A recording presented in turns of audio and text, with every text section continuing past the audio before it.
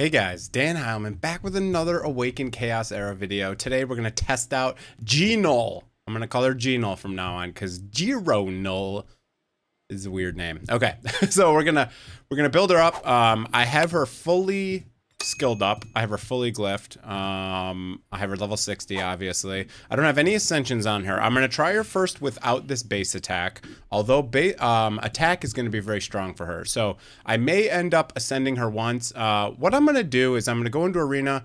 I'm gonna use Valeria as my baseline. I'm gonna attack a team with Valeria, see how much damage I do, and then I'm gonna put that same gear on Geironul, which is an Avarice set. And we're going to see how Geironul compares to Valeria. And then I'm going to try her on a full-on attack set, and we're going to see how that compares. So we're going to see if the Avarice is better or just 3 attack sets getting massive attack. We're going to try both. We're going to see what kind of damage we're going to do. And yeah, we're going to see how she is. So all right, so first for the baseline, let's go into arena and let's try Valeria. Okay, I'm going to try to find a person who has a team that I can't one-shot, and then I'm going to back out every time. So we're going to need a really tanky team. I might have to push a tiny bit to get in here. Here's just a huge tank team, and they're all blue units. So I shouldn't be able to one-shot all of them. So OTT, you're going to be my test dummy today. All right, so we're going to pull out Urzag. We're going to pull out basically everyone. We're going to put just Brand for the attack buff. They have no speeder, right? Yeah, no speedy boy. We're gonna pull up Brand, and we're gonna put in Valeria right here. Valeria. I'll show you the stats on my Valeria real quick, and then we'll pull the same gear. So we got an Avarice set with a speed set, and the stats are like this: 288, 103, 4300. Okay, we're gonna try this on her. This will be my baseline. And then we're going to come through and we're going to try Geironul with her same gear, see how she compares, and then we'll put her in attack. Let's go. Let's see. Here's the baseline test, and let's see what we can do here.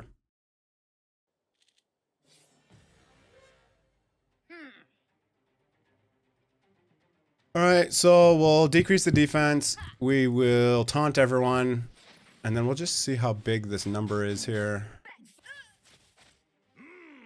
Okay, we'll boost everyone's attack, giving our Valeria some extra attack. Okay, now we'll attack and see what kind of damage numbers we have. Should probably slow this down a little bit for this.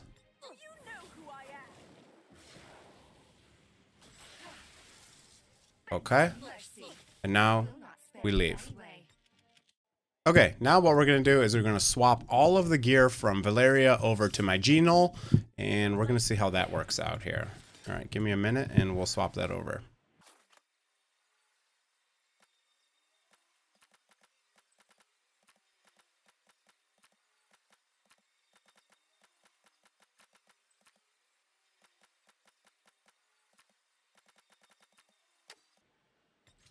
Okay, we swapped over the gear and we ended up at exactly 100% crit, which is pretty sweet.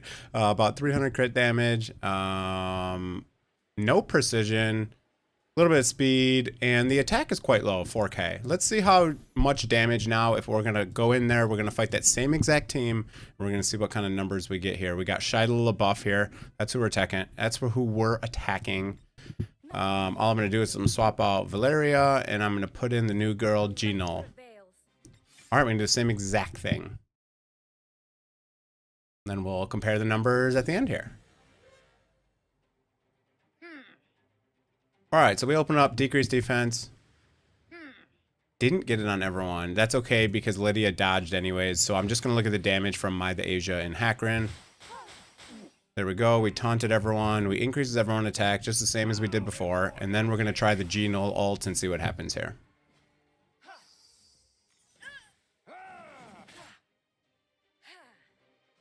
Okay, so her ult says deals 120% damage to all enemies while ignoring up to 90% of enemy defense based upon the difference between this character and the target's initial attack. So I don't think increased attack is going to help here. And let's see how hard this hits. Meditate on your sins, fiend.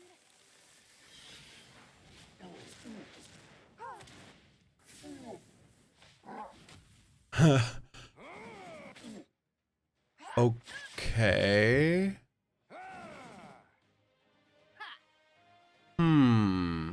Okay, so I looked back through the video footage, I added up all the numbers, and it's not looking good for Geironul on an Avarice set. Next we'll test her out with a lot of attack, and I might even ascend her once to get her 15% more attack. I think that might be necessary. Right now, she does, I mean, almost half as much damage as Valeria. So I'm going to put the Avarice gear back on Valeria, and now I'm going to put my Urzog gear on Geironul that has very high attack, and we're going to try that out and see how that works.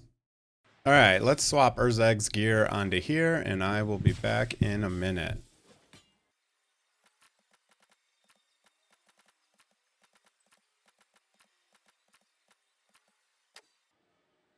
Okay, we swapped all the gear, and let's take a look at what kind of stats she's got.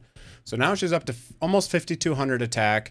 Again, I don't have her ascended. I think an ascension alone would give her at least another 500 attack. So she'd be almost a 6K. Speed's kind of slow. She's got too much crit. Her crit damage is a lot lower. She does have a little bit of precision, but not a lot. And let's see how that works. We'll test that out, and let's go back into the same exact fight we were just in, and we're going to see what happens here. So we're going to go to Shy the LaBeouf again, and we got her in there. Okay, same team. Let's see if we can do some more damage. Let's see if this is going to do more damage or less damage. Obviously, we don't have the 100% damage multiplier, but we have a lot more attack, which hopefully means we should ignore some of their defense. Same thing. We're going to decrease defense. We're going to taunt everyone, make sure no one moves. Okay, let's speed it up a little bit. We're going to increase attack, give her a little bit more damage. Got to decrease attack on My the Asia. Decrease attack on Hackerin. So that will... Oh no, the buffs won't matter because it's base attack. Okay, here we go. Turn off the speed, and let's see how much damage we do now.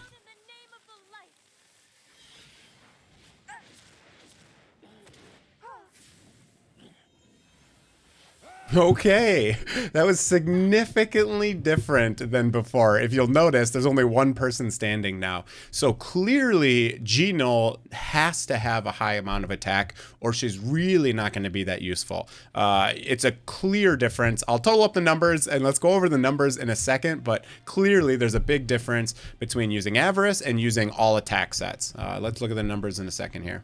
All right, we totaled up the numbers, and obviously it's a very big difference now when you build her with attack versus not building her with attack. It literally more than doubled her damage on My the Asia, and just a couple precision for some reason allowed me to land some a crit rate on Hackerin. I had tried 4 times to land a crit rate, and I couldn't get it to crit on Hackerin with the Avarice set. But obviously, no one cares about the Avarice set. Attack set is where it is. Unless you have some god mode way that you can get 6,000 attack in an Avarice set, that might be viable. But honestly, full on attack is probably the way to go. You can see huge damage. I mean, Valeria does a lot of damage, And don't forget, this is with 300% crit damage in an Avarice set. And I'm only able to do 13K and 21K. And this is with 5,000 attack and basically almost no crit damage, like 240% or something very low. And still, you can see that massive amount of damage. So obviously the attack scaling where you just cut out defense is very strong on Geironul. 100% you want to build her with absolutely as much attack as possible. Man, she's going to be really good in Arena. I used to love Valeria as a nuker, and clearly Geironul's going to be even better. Do we ascend her? I think we ascend her. I think she's going to be worth ascending. Now, as far as where she's going to be useful in the game, I have a feeling that it's mostly going to be Tulpa and Arena. I don't think there's going to be a lot other uses for her. So I definitely think if you're a big Arena player, and RTA, by the way, is coming out in a couple days, right? A couple days, maybe next week or something like that. So RTA is coming soon. If you're going to be a big RTA and Arena player, I definitely think it's worth for you to ascend her to A1, even using potions. Unless you got 2 copies of her. I was not lucky enough to get 2 copies. I pulled a couple hundred shards and only got 1 copy of her. But yeah, I think as far as Arena goes, she's definitely going to be worth ascending. All right, I am gonna send her once, and then we'll just look at the damage. I'm pretty sure it's just gonna be 15% more damage, but I will send her once. I think she's gonna be my new arena nuker. She's gonna be pretty good against busting the arena tank meta. Speed would be nice, but I'm not gonna do that yet. All right, so now just by getting that 15, you can see I got up to 5,800 almost. Still only with 240% crit damage, and we're still rocking pretty hard with her. So let's fight that same exact battle and see what the numbers end up being with this. So we're attacking Shia LaBeouf again, and we got her again. We're gonna see what kind of numbers we can get now that she's ascended.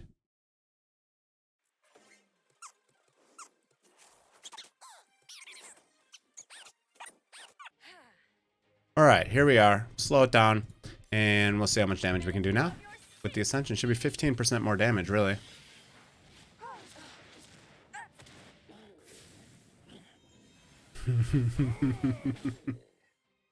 All right, let's take a look at the damage. All right, and the math checks out. We did 14% more damage. It's 15%, but obviously there's some variance in the calculation, and I didn't run 65 different things, 65 different runs and average them all. I only ran a couple runs, so 15% more damage. You can see now we hit for 35,000 and 22,000 on Hackrin. So and it seems that that 10 precision I had in this new set, all of a sudden I crit every single time, but without the precision, 10 precision, I didn't crit even one time, which is kind of funny. But yeah, a lot more damage ascended, obviously 15% more damage. So if you don't mind spending a potion and you play a lot of arena, I would definitely think she is going to be a very good candidate for using an ascension potion. But if you have more summons, obviously every other summon that's a legendary will give you a copy of her. So if you still have more summons, I would probably just use them on the banner, get another copy that way instead of using one of your potions. But I'm clear out of summons. I did like 350 summons or something like that on this banner, and I only got one copy of her. So I was rather unlucky because I got different legendary. I got her, and then I got a different legendary. My next legendary would be guaranteed to be her, but I don't have the summons for it, so it doesn't matter. Okay, I'm gonna leave it there on the video. I've done a lot of testing. I've tried all the different sets. 100% you are going to want to build a lot of attack and probably ignore an Avarice set. I would recommend using 3 attack sets. You're going to build her kind of similar to how you build Urzag. You're going to want obviously some precision on her. I don't have a lot of precision, but basically how I have her built is a good bare minimum target.